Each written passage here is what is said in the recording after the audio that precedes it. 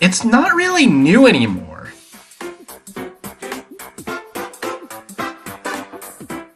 After going for so long without putting out a proper 2D Mario title, Nintendo decided to put out a new one. It introduced plenty of new features which helped make the game feel fresh. That game was called New Super Mario Bros. And it released on the Nintendo DS. It was a solid game. A few years later, another installment in the New Super Mario Bros. Series came out for the Wii, where up to 4 people could play at once. And this one was also a pretty good game. Although, having 3 to 4 people got a little crazy. Wait, who am I playing as again? Ugh, get out of my way! Nintendo seemed to think that they could keep the series going because at one point, they put out 2 games in 1 year. One of them's on the... wait, what was it called? Whatever it was, it probably wasn't that important. The other was an actual sequel to the original New Super Mario Bros., and this one was released on the 3DS.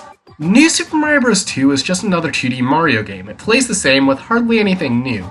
I'm glad the raccoon Powerup is back and all, but it doesn't really make up for the rest of the game.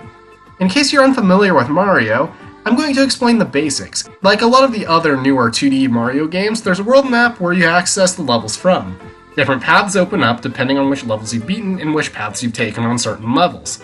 And the levels themselves, the goal is to go from point A to point B. In Mario's case, point B is a flagpole right in front of a castle. There are some exceptions like castles and airships. Levels like that just end in a boss fight. On the way to the exit of a stage, whichever character you're playing as will have to avoid enemies or kill them, jump over pits and find items. Items can be found in blocks or bricks that are hit from below. There are even coins all over which can be found in blocks. There are red coin challenges you can activate too. All you have to do is hop through a red ring and collect all the red coins spawned and you can get an extra life.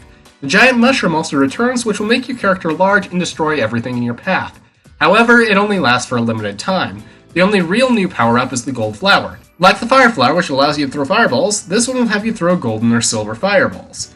Throwing these at bricks and enemies will turn them into coins. It's actually a pretty interesting concept. Sadly, that's one of the only things this game has going for it.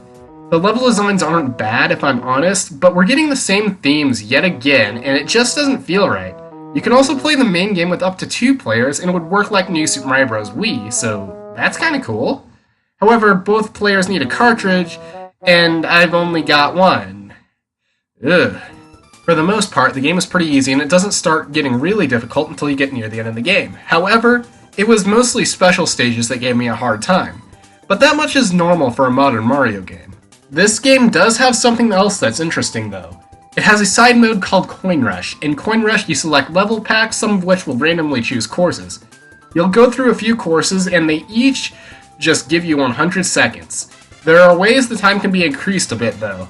The whole goal is to get as many coins as possible in each stage. There are even DLC level packs that you can pay for if you like this mode enough to get more content for it. This mode even has Street Pass, which allows you to challenge the records of other people. The amount of coins that you collect in each stage is added up and is shown on the title screen. The background will change depending on how many you have collected. It's a nice extra visual detail honestly, but that's all it is. In terms of content, I can't help but feel it's a bit lacking. In the original New Super Mario Bros., you had a Mario vs. Luigi mode where 2 people could battle each other on a handful of different stages. Then there was a minigame mode where you could play several minigames that use the touchscreen with up to 3 other people.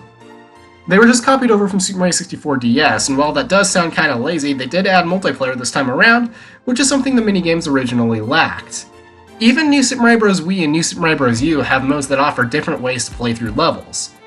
It would have been nice if New Super Mario Bros. 2 had some stuff like that too. Overall, New Super Mario Bros. 2 is at the very least decent and can be pretty fun for a while. Controls are responsive and it is pretty comfortable to control with no weird physics when you run. However, since it doesn't feel much like a new Mario game, especially since it's old, this isn't a game I return to a whole lot. In the end, this game is a 2D Mario game we didn't need or deserve.